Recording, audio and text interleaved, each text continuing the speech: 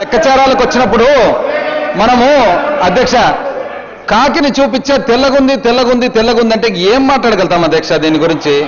ఏం మాట్లాడలేము. ఎందుకంటే ఈ ఎన్ని అప్పులు ఇచ్చినారు, ఎన్ని అప్పులు దిద్దినారు అనేది రైతులకు బయట తెలుసు, బ్యాంకులకు తెలుసు. 50,000 కంప్లీట్ చేస్తామని చెప్పేసి ఇంతవరకు 50,000 లోపల ఉండే వాళ్ళని ఎంతమందికి ఇచ్చినారని అది తెలుసు. అంతెందుకు అధ్యక్ష, ఇన్ని లక్షల అకౌంట్లు అంటున్నారు కానీ ఇంతవరకు కూడా ఖచ్చితంగా ఇంత డబ్బులు క్రెడిట్ చేసినాం బ్యాంకులు అని చెప్పి ఒకసారి చెప్పమనండి అధ్యక్ష, ఎంత క్రెడిట్ చేశారో. మరి అది లేదుగా నీవు చెప్తారు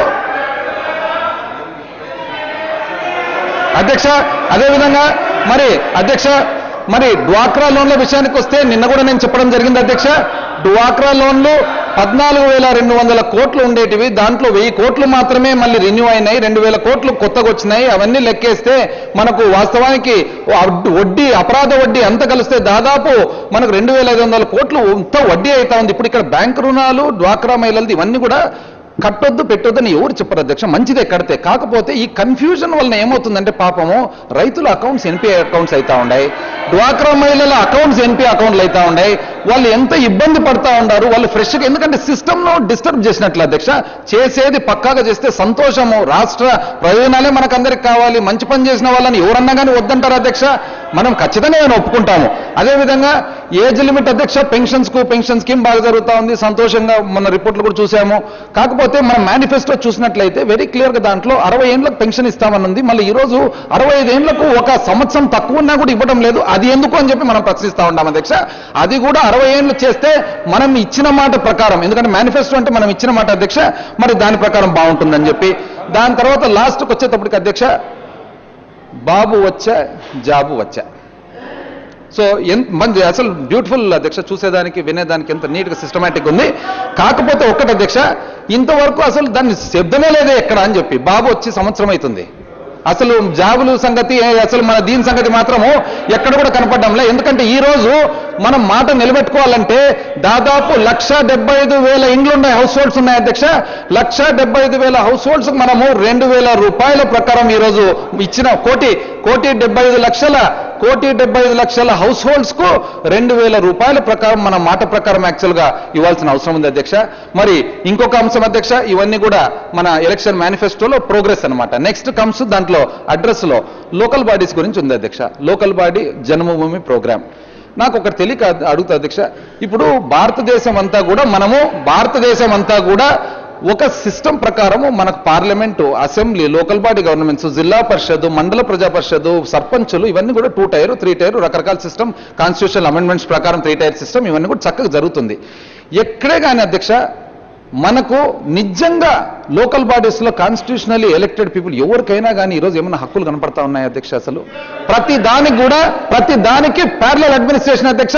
ఆ ప్యారలల్ అడ్మినిస్ట్రేషన్ ఎట్లుందంటే ఏ ఒక్క దాంట్లో కూడా జన్మభూమి కమిటీ మళ్ళా పక్కన అంటే సర్పంచ్ చూసుకుంటున్నాలన్నమాట అధ్యక్ష, ఏం చేయాలా నేను అని చెప్పి, మండల ప్రెసిడెంట్ చూసుకుంటున్నా ఏం చేయాలా నేను అనేసి జన్మభూమి కమిటీలో.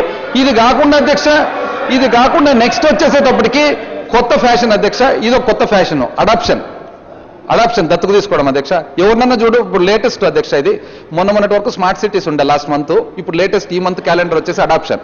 ఎక్కడికన్నా మనం ఊరికి పోతే ఎవరిని అడాప్ట్ చేసుకుంటుండవు, ఎవరిని అడాప్ట్ చేసుకోవాలా, ఎన్ని ఊర్లు అడాప్ట్ చేసుకోవాలా, ఎక్కడి పోయి అడాప్ట్ చేసుకోవాలా, పోనీ అడాప్టే చేసుకుందాం అనుకుందాం అధ్యక్ష. ఇన్సెంటివ్ ఏమి, ఆఫీసర్లు అడాప్ట్ చేసుకుండ్రి, రాజకీయ నాయకులు అడాప్ట్ చేసుకుండ్రి. నేను ఒకసారి మా కలెక్టర్ గారిని అడిగాను అనమాట, బాగానే ఉంది, ఒకరిని కాకుండా 2 అడాప్ట్ చేసుకుంటాంలే, కాకపోతే ఏమి ఇస్తారు మీరు చెప్పండి దానికంటే. ఫైనల్గా సారాంశం అంతా నాకు అర్థమయ్యేది ఏమంటే ఎన్ఆర్ఈజిఎస్ ప్రోగ్రాంలో వర్కులు వస్తాయంట అధ్యక్ష. అది సహజంగా వచ్చే వర్కులే, అదే మనకు మళ్ళీ డైరెక్ట్ చేస్తారంట.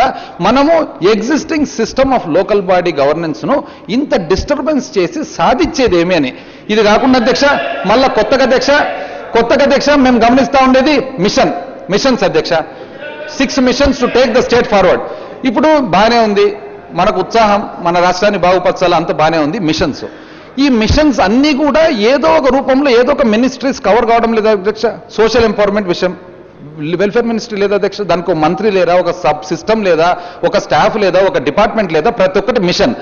నాకు అర్థమైనది ఏమంటే అధ్యక్ష, ఈ మిషన్ యాక్చువల్గా మిషన్ మోడ్, ఇదొకటి కొత్త వర్డ్, ఎవ్రీ మంత్ ఒక టర్మ్ కదా, లేటెస్ట్ టర్మ్ మిషన్ మోడ్ అనమాట.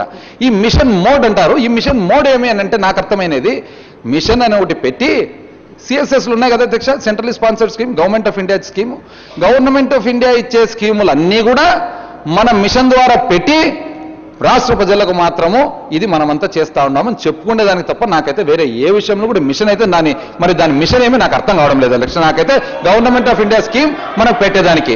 దాని తర్వాత అధ్యక్ష మరి అడ్మినిస్ట్రేషన్ పట్ల యాక్చువల్గా ఎంత చక్కగా జరుగుతూ ఉందంటే అడ్మినిస్ట్రేషను, మీడియా రిపోర్ట్స్ అన్ని చోట్ల కూడా ముఖ్యమంత్రి గారు ఒక్కరే పనిచేస్తున్నారు. అసలు మంత్రివర్గం ఏం చేయడం లేదు, అసలు బ్యూరోక్రాట్స్ ఏం చేయడం లేదు, అసలు ఎమ్మెల్యేలే ఇంకా అనవసరం, అసలు కింద స్టాఫ్ ఎంప్లాయీసో వాళ్ళకి అసలు మేమెవరు అద్దం ముందు నిలబెట్టుకొని మేమెవరు మా బాధ్యత ఏమి ఈ స్థాయికి వచ్చింది అధ్యక్ష. నేను అడుగుతా ఉన్నా వీడియో కాన్ఫరెన్సింగ్ ఇప్పుడు ఎట్లయిపోయింది అధ్యక్ష, నిజం మీద గుండె మీద చేసుకుంటే దాదాపు 175 మందిలో 174 వీడియో కాన్ఫరెన్స్ గురించి అందరికీ తెలుసు అధ్యక్ష. ఏ ఆఫీసర్కు ఫోన్ చేసినా వీడియో కాన్ఫరెన్స్ అని మెసేజ్ వస్తుంది అధ్యక్ష. ఏ స్థాయికి వచ్చిందంటే ఆ మెసేజ్ మామూలుగా మనకు నోకియాలో శాంసంగ్లో టెంప్లెట్స్ అని ఉంటాయి కదా అధ్యక్ష, అంటే I'm busy, I will call later, sorry I cannot take your call, అట్లా వాళ్ళని రిక్వెస్ట్ చేద్దాం అనుకున్న అధ్యక్ష. ఇది కూడా మళ్ళీ మేము టైప్ చేసేందుకు మీరే పెట్టేసేయండి మా రాష్ట్రంలో అమ్మే ఫోన్లకంతా ఐఎమ్ అది ఇన్ వీడియో కాన్ఫరెన్స్. ఇది అందరికీ అధ్యక్ష. లాస్ట్ చాలా మంది అధికార పార్టీ వాళ్ళు కూడా బాధపడుతున్నారు, ఎవరికి ఫోన్ చేసినా వీడియో కాన్ఫరెన్స్. పోనీ ఆ వీడియో కాన్ఫరెన్స్ లో ఏం జరుగుతూ ఉంది అని అంటే యాక్చువల్గా మన దగ్గర ఫండ్స్ ఎంత ఉన్నాయి, ఆ ఫండ్స్ ను మనం ఎంత డిస్ట్రిబ్యూట్ చేస్తా ఉన్నామని చూస్తే ఫండ్సా లేదు, plan, micro plan, sub plan, లాస్ట్కి ఏ స్థాయికి వచ్చిందంటే అధ్యక్ష వాళ్ళు పాపము ఎంప్లాయీస్ అందరూ కూడా మండల స్థాయిలో, గ్రౌండ్ స్థాయిలో, ఫీల్డ్ స్థాయిలో వాళ్ళు అట్లా ఫీల్డ్కు పోలేకుండా ఉన్నారు, వాళ్ళు అట్లా పాపం ఇంటికి పోలేకుండా ఉన్నారు, వాళ్ళు కేవలము పరిమితం టు వీడియో కాన్ఫరెన్స్. ఎందుకంటే ఎప్పుడు స్టార్ట్ అవుతుందో తెలియదు, 1 గంట వీడియో కాన్ఫరెన్స్ 3 కావచ్చు. మరి ఈ వీడియో కాన్ఫరెన్స్ సిస్టానికి వస్తే అధ్యక్ష ఒక ఎంప్లాయీస్ రోజు నాతో పాపం రిప్రజెంట్ చేస్తూ, సార్ నేనుండి ఏమయ్యా బాబు ఎప్పుడు దొరకరు మీరంటే, ఇది వాస్తవం నాకే జరిగింది అధ్యక్ష. ఏమంటే సార్ ఇది ఎట్లా హైటెక్ ప్రభుత్వం సార్, ముఖ్యమంత్రి గారు ఎట్లా కానీ ఖచ్చితంగా ఇది హైటెక్ అడ్మినిస్ట్రేషన్ ఉంటుంది. ఈ వీడియో కాన్ఫరెన్స్ ఫెసిలిటీ ఏ విధంగా అయితే ప్రొవైడ్ చేసినారో, ఆ సౌలభ్యం కల్పించినారో, మాకు కూడా ఇంటికి మాకు ఆఫీస్కు వీడియో కాన్ఫరెన్స్ ఫెసిలిటీ మాకు కూడా కల్పిస్తే అట్లన్నా కానీ మేము కనీసం మా కుటుంబ సభ్యులతో మాట్లాడుకునేదానికి అవకాశం ఉంటుందని చెప్పి ఒక ఎంప్లాయీ చెప్పిన మాటలు అధ్యక్ష. మరి నేనేం చెప్తా ఉన్నా అంటే ఒక్కసారి మన గౌరవ ముఖ్యమంత్రి గారు టక్కని చెప్పేసి ఒక స్టేట్మెంట్, అయ్యా నేను ఒక్కరినే కాదు అందరూ పనిచేస్తున్నారు, మంత్రివర్గం అంతా పనిచేస్తుంది, ఎమ్మెల్యేలు పనిచేస్తున్నారు, బ్యూరోక్రాట్స్ పనిచేస్తున్నారు, ప్రతి ఒక్కరు పనిచేస్తున్నారని చెప్తే అప్పుడు ఏమవుతుందంటే ప్రతి ఒక్కరికి కూడా ఒక కాన్ఫిడెన్స్ వస్తుంది అధ్యక్ష. ఎందుకంటే ముఖ్యమంత్రి గారి ట్రావెల్ కూడా అధ్యక్ష, ఆ ట్రావెల్ కూడా ఎంత ఫాస్ట్ ట్రావెల్ ఉందంటే అధ్యక్ష, మొన్ననే గమనించిన సోషల్ ఎంపవర్మెంట్ మిషన్ కు సంబంధించిన ప్రోగ్రామ్ అధ్యక్ష, ఒకరోజు ఆఫ్టర్నూన్ అరైవల్ కర్నూల్, గంట meeting, departure Anantapur, afternoon arrival Anantapur, గంట programme, departure Kadapa, evening arrival Kadapa, departure Tirupati programme 1 hour, ఆ తర్వాత private plane special flight Hyderabad. ఇప్పుడు నాకు తెలియక అడుగుతా అధ్యక్ష, అర్ధ రోజు లోపల ఎంటైర్ రాయలసీమనంతా కూడా ఒకవేళ కవర్ చేసేదానికి అంత ఎమర్జెన్సీ అంత అవసరం, దాని బదులు half day Kurnool, half day Kadapa, half day Anantapur, ఎంత చక్కగా అడ్మినిస్ట్రేషన్ జరుగుతుంది అనేది నేను అడుగుతా ఉన్నా అధ్యక్ష. మరి అడ్వైజర్స్ విషయానికి కూడా అధ్యక్ష, అడ్వైజర్స్ విషయానికి వస్తే అధ్యక్ష మొట్టమొదటిసారిగా గమనిస్తా ఉన్నాం అధ్యక్ష, అడ్వైజర్లు బయటకు వచ్చి మీడియాతో మాట్లాడడం. ఇంతకు ముందు కూడా అధ్యక్ష నేను కూడా విన్నాను, కానప్పుడు పెద్ద మనుషులు మనకు అడ్వైజర్స్ ఉండేవాళ్ళు. ఎటువంటి వాళ్ళు పెద్ద మనుషులు, టిహెచ్ చౌదరి గారు, మరి రామకృష్ణరావు గారు, మరి రాఘవేంద్రరావు గారు, వీళ్ళందరూ పెద్ద మనుషులు అధ్యక్ష, అడ్వైజర్స్ టు స్టేట్, వాళ్ళందరూ అడ్వైజ్ ఇచ్చినారు. కానీ ఎప్పుడు కూడా ఇప్పుడున్న అడ్వైజర్ మాదిరి బయటకు వచ్చి మీడియాకు వచ్చి ఆ అపోజిషన్ వాళ్ళకి అది తెలీదు, ఈ అపోజిషన్ వాళ్ళకి తెలీదు, advisers they will confine themselves to the advise to the government, కానీ బయటికి మీడియాకు వచ్చి మాట్లాడడం ఏమనేది నాకు ఇంతవరకు అయితే అర్థం కాలేదు అధ్యక్ష.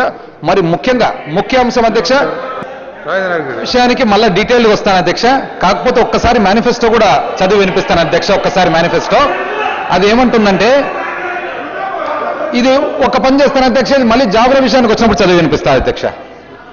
మరి ఇక్కడ మనకు section 6 of the AP reorganisation act లో అధ్యక్ష వెరీ క్లియర్గా, ఎందుకంటే చాలా ఇంపార్టెంట్ అంశం కాబట్టి మన రాష్ట్రానికి సంబంధించిన వన్ ఆఫ్ ద ఇంపార్టెంట్ అంశాలు. మరి దీంట్లో దయచేసి అధ్యక్ష నేను చెప్తా ఉన్నా, ఈ అంశానికి వచ్చేటప్పటికి నేను అన్ని కూడా ఫ్యాక్ట్స్ అండ్ ఫిగర్స్ ఇస్తా ఉన్నాను అధ్యక్ష. రేపు పొద్దున అంటే ఏదన్నా కానీ వాళ్ళకి అవసరమైతే అన్ని కూడా willing to submit the papers అధ్యక్ష. కాకపోతే ఇది వాళ్ళకు టచీ సబ్జెక్ట్ మాదిరి అయిపోయిందనమాట. ఒక 2 సబ్జెక్ట్స్ ఉన్నాయి అధ్యక్ష, ఊట్లా టచ్ అంటేనే ఫీల్ అవుతారనమాట. కాకపోతే ఇది అయిపోయే వరకు దయచేసి ప్రసంగాన్ని నేను రిక్వెస్ట్ చేసుకుంటా ఉన్నా అధ్యక్ష. దాని తర్వాత అన్ని క్లారిఫికేషన్స్ ఇస్తాను, ఎందుకంటే ఇది detail subject. Section 6 of the AP reorganisation act ఏం చెబుతా ఉంది అధ్యక్ష? మనకు ఒక కొత్త రాష్ట్రానికి రాజధాని కట్టుకునే దానికి మరి అన్ని రకాల వసతులు, దానికి సంబంధించిన ఇష్యూస్, మరి అక్కడ మనకు యాక్చువల్గా ఒక హై పవర్డ్ కమిటీని సెంట్రల్ గవర్నమెంట్ ఏర్పాటు చేసింది అధ్యక్ష. ఎవరు? అండర్ మన శివరామకృష్ణన్ గారు. మరి ఆ కమిటీ మెంబర్స్ కూడా అందరూ చూసినట్లయితే అందరూ కూడా నిపుణులు అధ్యక్ష, అర్బన్ డెవలప్మెంట్ కానీ ప్లానింగ్లో కానీ అన్ని ఫీల్డ్స్లో కూడా. సో వాళ్ళు చేయవలసిన పని ఏమంటే, వాళ్ళు యాక్చువల్గా మనకు రాజధాని ఈ రాష్ట్రంలో ఎక్కడ కడితే బాగుంటుంది, ఎక్కడైతే అనుకూలంగా ఉంటుంది, ప్రజలకు అనుకోండి, సౌకర్యాలకు అనుకోండి అని వాళ్ళది. ఇక్కడ మనం గమనించాల్సిన విషయం ఒకటి ఉంది అధ్యక్ష. ఆ కమిటీ ఒక పక్క పర్యటిస్తూ ఉంటే, ఆ కమిటీ ఒక పక్క ఇంకా తిరుగుతూ ఉంటే, కొన్ని జిల్లాలంతా కూడా ఇక్కడ మిగిలి ఉంటే, అంతలోకే ఒకరొకరు పోవడము, మీటింగ్ పెట్టడము, ఇక్కడనే రాజధాని రాబోతుంది, అక్కడనే రాజధాని రాబోతుంది. అయ్యో, ఎక్కడ కావాలంటే అక్కడ ప్రజల ఆమోగ్యమైన మేరకు పెట్టండి. కాకపోతే కొంతవరకు కనీసం అంత ఆత్రం, అంత తొందరతో కమిటీ ఇంకా పర్యటన కాకముందే మనం రాజధాని ఇక్కడ, రాజధాని అక్కడ అని 3 చోట్ల మార్చినప్పుడు మరి ప్రజలకు ఇండికేషన్ ఏం పోతుంది, మన అజెండా ఏమనేది ఒక్కసారి మనకు అనిపిస్తా ఉంది అధ్యక్ష. మరి అదేవిధంగా అక్కడ కేంద్ర ప్రభుత్వం వెరీ క్లియర్గా ఏం చెప్తా ఉంది, సెక్షన్ 94(4) ఆఫ్ ద యాక్ట్ ప్రకారంగా మనకు ఎక్కడే కానీ డిగ్రేడెడ్ ఫారెస్ట్ ల్యాండ్ ఉంటే అది డినోటిఫై చేస్తాము. అంటే మనకు డిగ్రేడెడ్ ఫారెస్ట్ ల్యాండ్ దొరికినప్పుడు ఎంత ఎక్స్టెంట్ అయినా కానీ డినోటిఫై చేస్తాము. అంటే అర్థం ఏమో అధ్యక్ష, అది మనకు చాలా వేల ఎకరాలు కూడా denotified forest land, degraded forest land ఉంటే మనకు ఉచితంగా వచ్చేదానికి అవకాశం ఉంది అనేది వెరీ క్లియర్గా కనపడుతుంది. ఎందుకంటే ఇది యాక్ట్లో ఉంది కాబట్టి రేపు పొద్దున సహజంగా ఫారెస్ట్ అనేది ఎట్లుంది అధ్యక్ష, ఈ రోజు మనము శ్రీశైలం ఫారెస్ట్ పోయేటప్పుడు సింగిల్ రోడ్ను డబుల్ రోడ్ చేసుకోలేకుండా ఉన్నాం. ఎందుకు చేసుకోలేకుండా? ఫారెస్ట్ వాళ్ళు అడ్డగిస్తా ఉన్నారు. కానీ ఒక రాష్ట్ర రాజధానికి సంబంధించిన వేల ఎకరాలు కూడా డిగ్రేడెడ్ ఫారెస్ట్ ల్యాండ్ డినోటిఫై చేస్తా అని యాక్ట్లో ఉంది. కాబట్టి నిన్ననే చెప్పాను కదా అధ్యక్ష, the power of the act, ఈ పర్టికులర్ రీఆర్గనైజేషన్ యాక్ట్.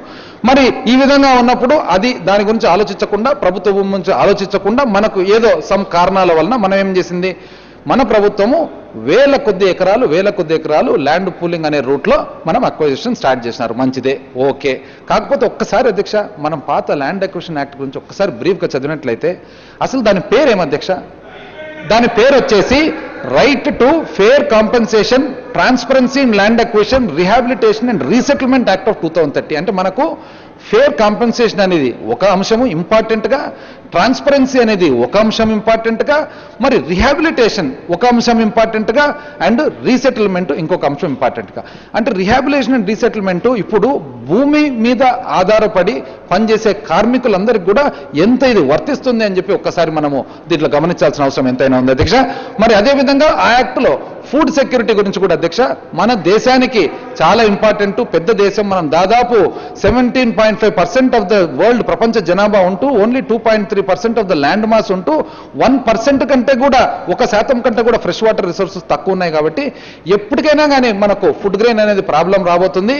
మనం ఈ రోజు డబ్బులుండి ఫుడ్ గ్రెయిన్ ఇంపోర్ట్ చేసుకోగలుగుతామని అంటే కూడా వేరే దేశాలలో కూడా మరి అందరూ కూడా అగ్రికల్చర్, వ్యవసాయం అనేది తగ్గిపోతా ఉంది. అన్ని దేశాల్లో కూడా వ్యవసాయం చేసే వాళ్ళను మరి ఎంకరేజ్ చేసేదానికి రకరకాల సబ్సిడీలు ఇస్తా ఉన్నారు. ఇది ఒక్కసారి డీప్గా గమనించినట్లయితే అధ్యక్ష, నాకు 15 సంవత్సరాల క్రితము ఒక అనుభవం అధ్యక్ష. మాకు బాగా తెలిసిన వాళ్ళు, బంధువులు, ఇది వాస్తవానికి జరిగిన విషయము. మైసూరులో రియల్ ఎస్టేట్ చేస్తా ఉన్నారు అధ్యక్ష. కర్ణాటక రాష్ట్రంలో ఎట్లంటే మొదటి నుంచి కూడా కర్ణాటక రాష్ట్రంలో వాళ్లకు ల్యాండ్ కన్వర్షన్ ఫీ అనేది బాగా కరెక్ట్గా వసూలు చేస్తూ ఉన్నారు అధ్యక్ష. వాళ్ళ బడ్జెట్లో ల్యాండ్ కన్వర్షన్ ఫీ కూడా ఒక ఇంపార్టెంట్ సబ్జెక్ట్. మనకన్నా ఇక్కడ లేఅవుట్లు వేసినప్పుడు ఎక్కువ శాతం ల్యాండ్ కన్వర్షన్ చాలా రోజులు కలెక్ట్ చేయలేదు కాబట్టి కర్ణాటకలో మొదటి నుంచి చేస్తూ ఉన్నారు అధ్యక్ష. అది జరిగేటప్పుడు మనకు సంబంధించిన వాళ్ళు అక్కడ రియల్ ఎస్టేట్ చేస్తూ మైసూర్లో అసిస్టెంట్ కమిషనర్ దగ్గరికి ల్యాండ్ కన్వర్షన్ ఫీ కట్టేదానికి పోయినాడు అధ్యక్ష. అప్పుడు ఆయన అన్న మాటలు అధ్యక్ష ఎంత మీనింగ్ఫుల్ అని అనిపిస్తుంది అధ్యక్ష. ఈరోజు గమనిస్తే ఆయన అన్న మాటలు ఏమంటే, ఆ రోజు అయ్యా ఎందుకు మీరు మమ్మల్ని ఇబ్బంది పెడతా ఉన్నారు, ఎందుకు ఇబ్బంది పెడతా ఉన్నారు? మామూలుగా సహజంగా ఏమవుతుంది అధ్యక్ష, మనం డబ్బులు కట్టేదానికి పోయినప్పుడు మనం ఆటోమేటిక్గా మనం కొంత పవర్ఫుల్గానే పోతాం, ఎందుకంటే కడతా ఉన్నాం కాబట్టి. అప్పుడు అక్కడికి పోయిన తర్వాత ఏంది సార్ మీరు, మేము డబ్బులు కట్టేదానికి వస్తే మమ్మల్ని ఇబ్బంది పెడుతున్నారు అనేది ఏమింత అన్యాయం అని చెప్పి మన వాళ్ళు కొద్దిగా గట్టిగా మాట్లాడినారు అధ్యక్ష. మాట్లాడితే అప్పుడు ఏసీ గారు చెప్పిన మాటలు, అయ్యా మైసూరు కాదని 15 కిలోమీటర్ల దూరంలో మీరు లేఅవుట్లు వేస్తూ ఉండారు, ఎవరు పోయి అక్కడ ఉండాలా, ఎవరు పోయి అక్కడ నివసించాలా, వాళ్ళకి బడులు ఎక్కడా, వాళ్ళకి ఉద్యోగాలు ఎక్కడా, వాళ్ళకి పని ఎక్కడా? పైగా మీరు ఏం చేస్తూ ఉన్నారంటే, మీరు ఎంతసేపు కూడా 20,000, 30,000, ₹1,00,000 ల్యాండ్ కన్వర్షన్ ఫీ కట్టి మా మీద కడతా ఉన్నామనే ఫీలింగ్తో ఉన్నారు కానీ ప్రభుత్వానికి సహకరిస్తూ ఉన్నారని, పంట పొలాలు ఎంత పంట లేకుండా చేస్తున్నారు. పంట పండేది పక్కన పెట్టి మీరు వేసిన ఆ గ్రావెల్ రోడ్స్ అవి చేసినందువల్ల కనీసము పశువులకు మేత కూడా లేకుండా చేస్తా ఉన్నారని చెప్పిన మాట అధ్యక్ష అసిస్టెంట్ కమిషనర్ గారు ఆ రోజు. మరి ఇది మనం గుర్తుపెట్టుకున్నట్లయితే పంట నష్టం అనేది ఒక్కసారి బ్రాడ్గా మనం చూసినట్లయితే ఈ రోజు సింపుల్ క్యాలిక్యులేషన్ అధ్యక్ష.